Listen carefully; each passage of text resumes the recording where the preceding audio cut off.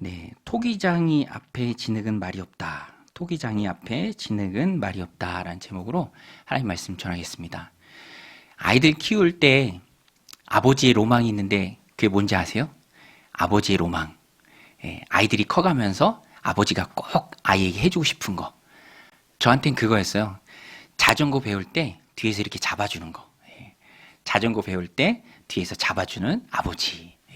얼마나 정겹습니까? 좋잖아요. 아버지가 하루 정도, 반나절 정도 이렇게 자전거 탈 때 뒤에서 이렇게 잡아주는 모습을 지나가다가도 이렇게 보면 참 따뜻하고 좋아요. 여러분, 근데 우리의 인생을 넘어지지 않도록, 넘어질지라도 다치지 않도록, 다치지 않더라도 많이 다치지 않도록 은혜의 손으로 꼭 붙들어주고 계신 분이 계십니다. 여러분, 그분이 누구십니까? 바로 우리의 하늘 아버지시죠. 하늘 아버지. 여러분, 우리의 인생은 하나님 손 안에 있는 줄로 믿습니다. 우리 지난주에 섭리를 믿으라 라고 말씀드렸고요. 오늘은요, 절대 주권을 믿으라 라는 말씀이에요. 절대 주권을 믿으라. 절대라는 말이 시간이 갈수록 빛바래요. 여러분, 그거 아세요? 절대의 가치를 내세우는 순간 사람들이 손가락질합니다. 그런 게 어딨냐? 다 상대적인 거지. 사람마다 다른 거지. 상황마다 다른 거지. 절대적인 게 어딨냐? 그런데 여러분, 절대적인 게 분명히 있습니다. 하나님이 절대적이신 분이기 때문에 그래요. 하나님은 어제나 오늘이나 영원토록 변하지 않는 분이시죠. 그리고 하나님은 완전하신 분입니다. 완벽하신 분이에요. 오늘 본문에 보면 바울이 사실 로마서는 꼬리에 꼬리를 물어요. 오늘 본문에 보면 바울이 가상에 질문하는 인물을 한 명 세웁니다. 세상 사람들이 하는 질문이에요. 그 질문에 대한 답변이 오늘 본문이에요. 그런데 그 핵심은 하나님은 절대 주권을 가지고 계신다.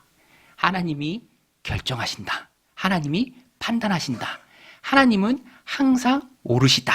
이겁니다. 왜 사람들이 이런 질문을 하게 됐는가?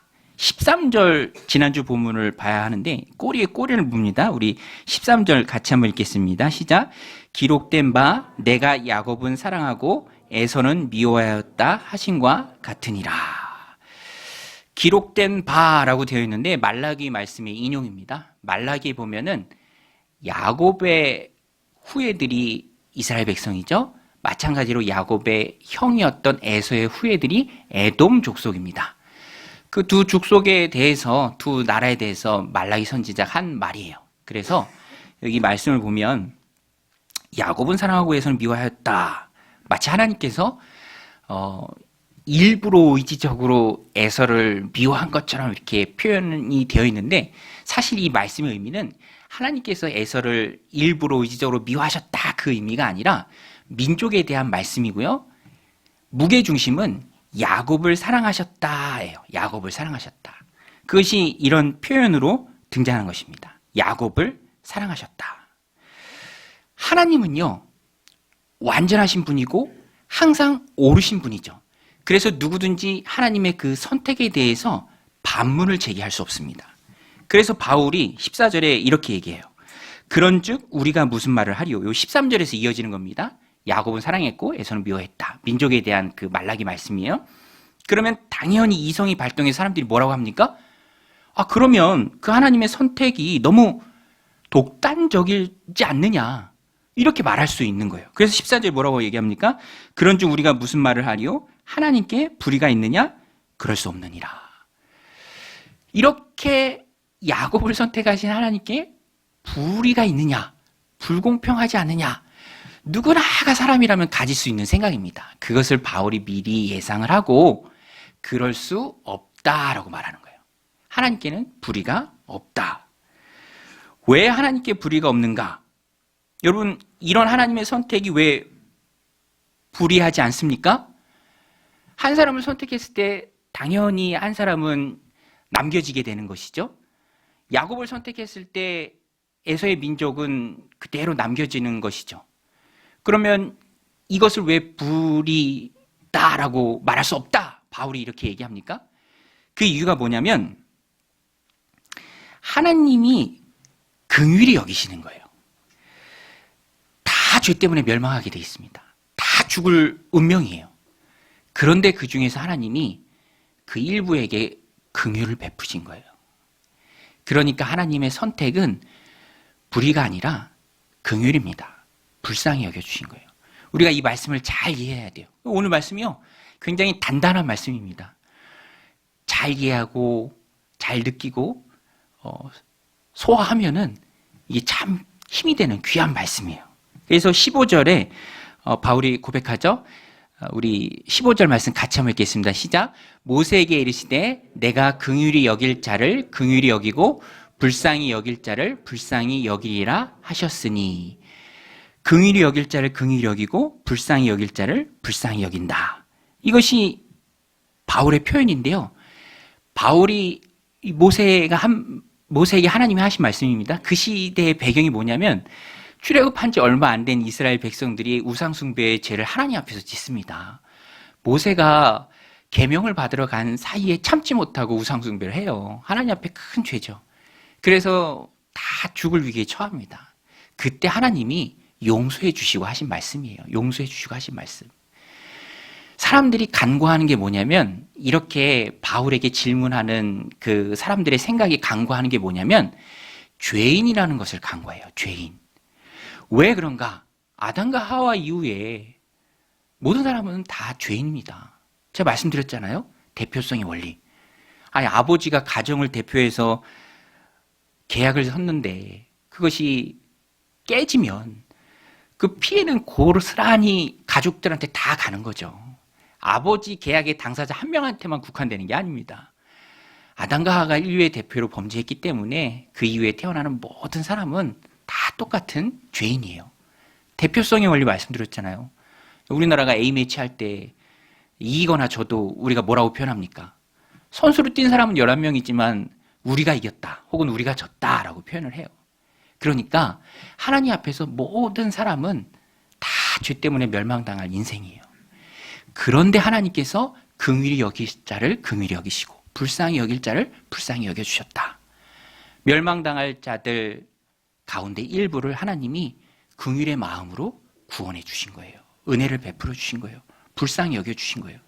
그 하나님을 향해서 세상 사람들이 자신들이 가지고 있는 세상의 잘못된 가치관을 가지고 손가락질할 수 있습니까? 하나님은 불의하시다. 하나님 불의하시다. 왜 누구는 선택하고 누구는 선택하지 않느냐? 그게 아니에요. 다 죽을 운명인데 하나님이 사랑을 베푸신 겁니다. 일부에게. 여러분, 제가 좋아하는 배우가 차인표 신인데요. 예수님 잘 믿는 부부잖아요. 이분들이 입양을 하셨어요. 그런데 그분들을 향해서 누군가가, 이렇게 마음이 따뜻한 분들한테 누군가가 아니 그 보육원에 있는 애들 다 입양하지 왜 그렇게 일부만 입양했어요? 라고 말할 수 있나요? 여러분, 그렇게 말할 수 있습니까? 아니죠. 그분들은 우리보다 사랑이 너무 크고 많은 분들입니다. 그러니까 하나님을 향해서 왜 일부만 선택했냐라고 말하는 그 개념이 아예 바뀌어야 돼요. 그것은 세상적 가치관이에요. 12구 참사 때 그 어떤 분이 그런 고백을 했죠. 자기가 키도 크고 몸무게도 100kg가 넘는데 갑자기 누군가가 무 뽑듯이 쑥 뽑더래요. 너무너무 고맙고 감사한 거죠. 근데 누군지 보니까 동두천에서 근무하는 미군들, 체격이 좋잖아요. 힘도 세고. 그 3명이 계속 돌아다니면서 30명을 구했다고 그래요. 30명을.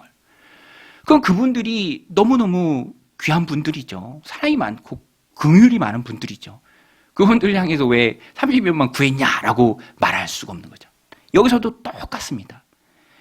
하나님은요, 긍휼에 의해서 선택하시는 거예요. 절대로 누군가를 미워하시고 일부러 싫어하시는 분이 아니시라 사랑이 많으신 분이 하나님이시죠. 쉰들러 리스트라는 영화 있죠? 300만의 유대인들이 다 죽어갈 때 그가 공장을 세우고 유대인들을 살려요. 1200명을 살립니다. 1200명. 그래서 이 쉰들러라는 사람은 오스카 쉰들러, 독일 사람이고 나치 당원입니다. 그럼에도 불구하고 그의 사랑에 감사해서 유대인들이 그의 무덤을 시온산에 둡니다. 예루살렘 시온산. 다윗의 무덤이 있는 그 산. 너무너무 귀한 거죠. 하나님도 마찬가지입니다. 그래서 19절에 가서 보면 계속해서 질문을 합니다. 바울이 그 질문을 대신하는 거예요. 19절에도 보면 혹 내가 말하기를 그러면 하나님이 어찌하여 허물하시느냐, 누가 그 뜻을 대적하느냐, 이 말씀이에요. 하나님께서 바로를 일부러 완악하게 해두신 게 아니냐, 그것은 아니에요. 표현이 그렇게 나오지만 거기서도 하나님은 내버려 두신 거예요. 로마서 1장 28절에 나오는 것처럼 사람들이 자기 마음에 하나님 두기를 싫어하며 하나님이 그 상실한 마음 가운데 그냥 내버려 두셨다. 이것을 유기라고 하죠. 자신들의 죄를 간과한 거예요. 모든 사람들은 다 죄인입니다. 멸망의 길을 가고 있는 거예요. 그 가운데 하나님이 구원해 주신 거예요. 불쌍히 여겨주시고 긍휼히 여겨주시고. 그러니까 하나님은 불의하신 것이 아니라 긍휼의 마음이 많으신 거죠. 풍성하신 것입니다. 여러분, 하나님은 긍휼이 많으신 분인 줄로 믿습니다. 하나님은 긍휼이 많으신 분이에요. 우리를 불쌍히 여기셔서 자녀 삼아 주셨습니다. 멸망받을 수밖에 없는 운명이지만 우리를 자녀 삼아 주신 것이죠. 이 말씀을 더 이제 확실하게 바울이 전달하기 위해서 이제는 토기장이와 그릇을 비유합니다. 우리 20절, 21절 말씀인데요. 같이 한번 읽겠습니다. 이 사람아, 내가 누구이기에 감히 하나님께 반문하느냐? 지음을 받은 물건이 지은 자에게 어찌 나를 이같이 만들었느냐 말하겠느냐? 토기장이가 진흙 한 덩어리로 하나는 귀 쓸 그릇을 하나는 천이 쓸 그릇을 만들 권한이 없느냐? 이거예요. 여러분, 하나님은 토기장이신 줄로 믿습니다. 토기장이가 진흙을 재료로 그릇을 만듭니다. 귀 쓸 그릇도 있고요. 천이 쓸 그릇도 있습니다. 토기장이 대신 하나님께서 진흙을 가지고 그릇을 만들 수 있는 고유 권한을 갖고 계세요. 그것은 하나님의 고유 권한이죠. 그것을 가지고 우리가 왈가왈부할 수 없습니다. 왜냐? 우리는 진흙이에요. 진흙이죠. 아주 낮은 의미의 그 진흙이 아니라 하나님의 고유 권한이다. 이것을 강조하는 거예요. 고유 권한. 우리를 만드신 분이 하나님이시잖아요. 우리를 지으신 분이 하나님이십니다. 하나님의 판단에 따라 하나님은 항상 옳으세요. 항상 완벽하십니다. 완전하심이에요. 하나님의 부르심에는 후회함이 없으세요. 그 하나님의 선택 기준에 따라서 하나님 고유 권한으로 그릇을 만드시는 거예요. 여기가 바로 신앙의 출발점이고요. 여기가 바로 신앙의 정점입니다. 하나님의 절대 주권을 인정하는 것. 여러분, 우리 지난주에 섭리를 인정하자라고 말씀드렸는데요. 그 섭리가 어디서 나옵니까? 하나님의 절대 주권에서 나오는 거예요.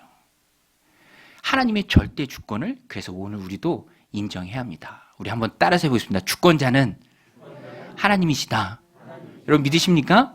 하나님이 주권자예요. 하나님은 항상 옳으십니다.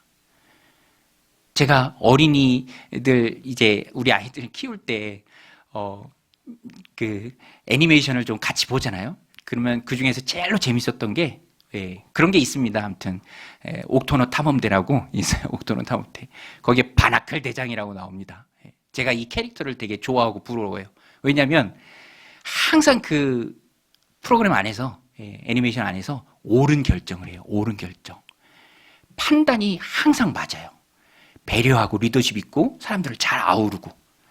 그런데 우리가 다 아는 것처럼 만화이기 때문에 그런 거죠. 현실에는 그렇지 않습니다. 사람들도요, 존경하는 분들도 이렇게 가까이서 들여다보고 오래 생활해 보면 또 인간적인 연약함이 있어요. 인간적인 연약함이 있죠. 그래서 사람을 모델로 삼으면 언젠가는 실망할 때가 있습니다. 자녀들이 그렇잖아요. 우리 부모가 최고인 줄 알았는데 부모 역시 연약한 면이 있고 도와드려야 될 부분들이 있고. 그런데 우리 하나님은 언제나 옳으신 분이에요. 퍼펙트라는 그 형용사가 완전히 어울리시는 분이 바로 하나님이세요. 오늘 우리가 신앙생활 하면서 이것을 분명하게 인정해야 합니다. 여러분, 하나님이 토기장이신 줄로 믿습니다. 우리는 진흙이에요. 하나님이 이끄세요. 하나님이 만드십니다. 그것을 확실하게 인정하면 뭐가 달라지는가? 우리가 마음에 평안이 있어요. 제가 처음에 말씀드렸던 것처럼 아버지가 딸의 자전거를 꼭 붙들고 있습니다. 혼자가 아니라 아빠가 붙들고 있다는 마음이 있어서 담대하게 운전할 수 있고 페달질 할 수 있고 앞으로 나아갈 수 있는 거죠. 우리도 그래요. 하나님의 토기장이심을 인정하지 않으면 모든 것이 다 내게 달렸다? 내 노력에 달렸다? 내 열정에 달렸다? 내 하는 것에 다 달렸다? 그러면 지치고 피곤한 인생을 살아갈 수밖에 없습니다. 오늘 말씀이 분명히 말하죠. 원해서 되는 것도 아니고 다른 박질해서 되는 것도 아니고 오직 긍휼히 여기시는 하나님으로 말미암아 되는 것이다. 우리의 구원도 그렇고요. 구원받은 이후에 우리의 삶도 그렇습니다. 이끄시는 분은 하나님이세요. 하나님의 존재를 항상 기억하고 살아갈 사람들이 바로 우리입니다. 그때 우리가 존재론적 분명한 서열이 있어요. 여러분, 세상은요, 따지길 좋아하죠. 예. 저도 예전에는, 지금은 좀 그렇지 않은데 따지는 거 엄청 좋아했어요. 뭐 이거 환불해 주세요. 이건 불합리합니다. 이것은 옳지 않아요. 근데 사람한테는 그럴 수 있어요. 사람한테. 그러나 하나님께는 그럴 수 없습니다. 그냥 인정하고 수긍하고 순종하면서 따라가는 게, 그것이 우리의 바른 신앙의 모습이고 태도입니다. 그때 내 인생을 붙드시고 나와 함께 하시는 하나님을 우리가 깨달을 수 있어요. 이게 운명의 결정론을 얘기하는 게 아닙니다. 내 노력보다, 내 열정보다, 내 힘보다 훨씬 더 큰 하나님의 손이 나를 붙들고 계신다라는 것을 인정하라라는 것입니다. 인정하고 받아들이고 순종하며 나아갈 때 우리 마음 가운데 평안이 임하고요, 삶의 질서가 임합니다. 저도 이 말씀을 준비하면서 청소년 시기에 이제 부모의 권위에 좀 도전을 하기도 하잖아요. 그러면 저희 어머니가 저한테 항상 하셨던 말씀이 있어요. 제 철없을 때입니다. 그러면은, 야, 순종해라. 순종해라. 이유 달지 말고 순종해라. 이유 달지 말고 순종해라. 왜냐하면 제가 이유가 많았어요. 그렇게 이유가 많아요. 아무튼 그 사춘기 소년들은 이래서 안 되고 저래서 안 되고. 그런데 이유 달지 말고 순종하라. 근데 지금은 그 마음을 제가 잘 느껴요. 왜냐하면 자녀가 부모의 권위 안에 있는 거예요. 권위적인 것은 나쁘지만 권위는 하나님이 주신 좋은 것입니다. 세상도 마찬가지예요. 하나님의 권위 아래 우리가 있는 거예요. 그런데 우리가 자꾸 불합리하다, 이유를 달고 옳지 않다, 인본주의적인 평등함을 내세우고 그러면 그 삶이 피곤하고 힘든 것이죠. 토기장이신 하나님을 우리는 인정해야 돼요. 그러면 그때부터 내 삶 가운데 평안이 임하고 하나님 주시는 질서가 있습니다. 세상 사람들이 왜 분노가 가득 찹니까? 왜 갈등하고 양극화가 심해지죠? 다 우리 생명의 삶에서도 배우는데 자기를 하나님으로 여기기 때문에 그래요. 자기 뜻대로 안 된다는 거예요. 사회는 이렇고 가정은 이렇고 다 이래야 되는데 이게 안 되니까 속상하고 화나고 분노하고 막 갈등을 표출하는 겁니다. 심지어는요, 하나님은 내 생각에는 이래야 되는데 하나님이 이렇지 않다. 막 오늘 본문이 그 핵심 내용이 그거예요. 하나님이 왜 불의하다고 손가락질합니까? 왜 그것을 받아들이지 못합니까? 이 사람아, 내가 무엇인데 지음받은 물건이 지은 자를 향해서 나를 왜 이렇게 만들었냐고 말할 수가 있느냐. 세상이 그래요. 분명히 영적인 질서가 있는데 이것을 거스르는 것이죠. 제가 이번 주에 화성에서 어떤 세미나가 있어서 들었는데 교수님이 그 말씀을 하시더라고요. 자기가 SNS를 하는데 뭘 글을 써서 올리면 어떤 분들이 댓글로 욕을 한대요. 댓글로 욕을 한대요.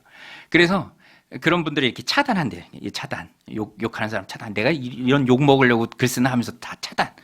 그러다 보니까 어떤 일이 벌어졌냐면 다 자기만 좋아하고 칭찬하고 글 올릴 때마다 막 박수치는 사람들만 남았다라는 거예요. 그런데 거기에서 사회 갈등이 있다, 이 교수님 말씀하시더라고요. 제가 충분히 동감이 되더라고요. 여러분, 유튜브 알고리즘이 있잖아요. 내가 보고 싶은 영상을 계속 보여줍니다.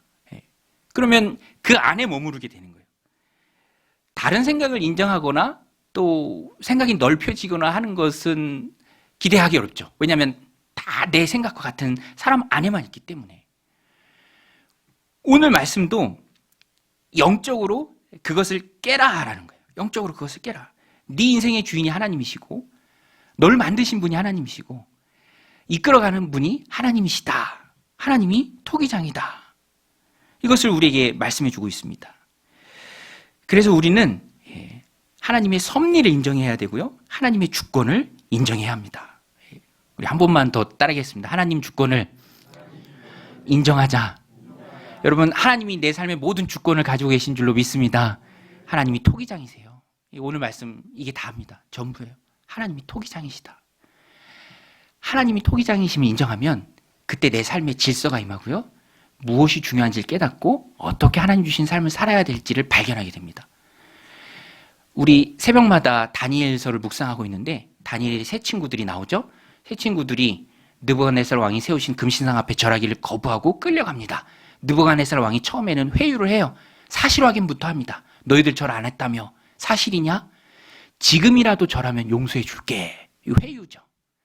그때 다 인정해요. 바벨론에 사는 것, 금신상 앞에 서 있는 것, 절하지 않으면 죽는다는 것. 그러나 자신들은 하나님의 백성이라는 것. 그리고 그 인정함 가운데 나오는 고백이 바로 그거예요. 왕이여, 우리는 왕 말에 대답할 필요가 없습니다. 던지셔도 하나님이 우리를 구해주실 것입니다. 구해주지 않으시라도 우리가 왕이 세우신 금신상 앞에 절할 일은 없습니다. 이렇게 고백을 하죠. 분명한 삶에 어떻게 나아가야 할지가 나온다라는 것입니다. 오늘 우리 인생도 그와 같습니다. 하나님을 인정하면 그때부터 하나님께 맡기는 게 가능해요. 맡기는 게 가능해요. 저도 세미나 있었던 곳이 화성이었는데 세미나 주최하신 교회 목사님이 시간이 늦어지니까 그 목사님이 오히려 당황을 하더라고요. 4시 넘어가면 차가 그렇게 막힌대요. 실제로 4시 반에 끝났는데 진짜 막히더라고요. 금요일 저녁인데 3시간 걸렸습니다. 3시간. 서울까지 오는데 3시간. 근데 뭐 해야 할 것도 있고 빨리 가야 할 일도 있고 마음이 조급할 수도 있는데 근데 그렇게 꽉 막힌 이 차 안에서도 하나님이 평안한 마음을 주세요. 제가 단적으로 드리는 말씀이에요. 하나님이 이 세상의 주인이심을 인정하고 날 만드신 분이를 내가 인정하고 순응하고 따라갈 때 우리가 이 땅을 살아가면서 조급해하지 않고 하나님께 맡기고 인정하면서 하나님 이끄시는 그 길을 갈 수가 있어요. 성급해하고 조급해하고 안 되면 불안해하고 당황스러워하는 그 모든 이유는 하나님 없이 자신의 인생을 스스로 살아가려는 마음 때문에 그렇습니다. 그래서 하나님을 인정해야 돼요. 오늘 말씀이 말하잖아요. 원해서 되는 것도 아니고 다른 노력 많이 한다고 되나요? 여러분 노력 많이 한다고 우리들 계획대로 됩니까? 안 돼요. 하나님이 하셔야 됩니다. 그래서 우리는 하나님을 인정하고 하나님의 절대 주권을 인정하고 하나님께 맡기는 인생을 살 수 있어야 돼요. 저도 동료 목사님들하고 이렇게 얘기하면 뭐 제 느낌일 수도 있겠지만 비교적 제가 스트레스가 적어요. 그런데 그 이유는 하나님께 맡기려는 노력을 많이 합니다. 내 힘으로 살려는 노력보다는 하나님이 은혜 주신 만큼만 한다. 하나님이 시키는 것만 한다. 일꾼 안 주시면 안 한다. 하나님 하시는 일이고 나는 돕는 자니까. 하나님이 토기장이고 내 삶의 주인이시고 그래서 날 구원하신 분이 그래서 천국까지 내 삶을 여전히 토기장이로 이끌어 가시는 거예요. 그래서 우리는 하나님께 잘 맡기는 연습을 많이 해야 합니다. 이 말씀 마음에 새기고 하나님을 인정하고 토기장이 되신 하나님께 맡기는 복된 인생 다 되시기를 주님의 이름으로 축원드립니다. 또 한 가지 오늘 본문에서 중요한 것이 하나님의 그 섭리, 하나님의 주권, 그것을 이루는 핵심이 뭔지 아십니까, 여러분? 어디서 하나님의 주권이 나오는 줄 아세요? 어디서 하나님의 섭리가 나오는 줄 아십니까? 그것이 바로 오늘 말씀의 핵심인데 긍휼이에요. 긍휼. 불쌍히 여기는 것. 긍휼히 여기는 것. 여러분, 하나님은 우리를 불쌍히 여기는 줄로 믿습니다. 그래서 우리는요, 하나님 앞에 불쌍히 보여야 돼요. 긍휼히 보여야 합니다. 잘 보이려고 포장하고 하는 노력은 그 자체로서 다 헛된 거예요. 하나님은 진실하게 있는 모습 그대로 나오는 자를 기뻐하세요. 누가복음 18장에 보면 바리새인과 세리가 동시에 성전에 올라와서 기도하는데 둘의 기도하는 모습이 전혀 다릅니다. 18장 11절부터인데요. 제가 읽어드릴게요. 바리새인은 서로 따로 기도하여 이르되 하나님이여 나는 다른 사람들 곧 토색 불이 간음하는 자들과 같지 아니하고 이 세리와도 같지 아니함을 감사나이다. 나는 일에 2번씩 금식하고 또 소득의 11조를 드리나이다 하고 이제 세리가 기도해요. 세리는 어떻게 기도합니까? 세리는 멀리 서서 감히 눈을 들어 하늘을 쳐다보지 못하고 다만 가슴을 치며 이르되 하나님이여 불쌍히 여기소서 나는 죄인으로소이다. 나를 불쌍히 여기소서 죄인으로소이다. 여러분, 하나님의 은혜는요, 자신이 죄인임을 솔직하게 고백하고 그 은혜 가운데로 나가는 그 사람에게 흐릅니다. 그래서 우리는 늘 하나님 앞에 긍휼을 힘입는 사람으로 서야 합니다. 오늘 말씀 16절인데요. 같이 한번 읽겠습니다. 시작. 그런즉 원하는 자로 말미암음도 아니요 다른 박질하는 자로 말미암음도 아니요 오직 긍휼히 여기시는 하나님으로 말미암음이니라. 여러분, 우리의 인생에 되고 안 되고는 하나님의 긍휼에 달렸습니다. 나의 구원도 하나님의 긍휼 때문에 얻은 거예요. 그리고 구원받은 이후로 하나님 나라 갈 때까지 나의 삶도 은혜입니다. 은혜. 시작이 은혜이면 과정도 은혜고 마지막도 은혜로 맞춰야 옳습니다. 우리는 우리를 포장하지 말아야 돼요. 이 바리새인은 얼마나 포장합니까? 난 토색 불이 가늠하지 않고 일에 2번씩 금식하고 11조 바치고 저기 있는 저 세리와도 같지 않습니다. 결과는 뭐예요? 자기 가슴을 치며 주여 죄인이로소이다 불쌍히 여기소서라고 한 세리에게 하나님의 은혜가 흐르고 그가 하나님 앞에 의롭다 인정하심을 받고 돌아가는 거예요. 오늘 우리도 하나님 앞에 작은 죄인이 되어야 합니다. 철저히 연약한 자들이 되어야 돼요. 포장은 허세예요.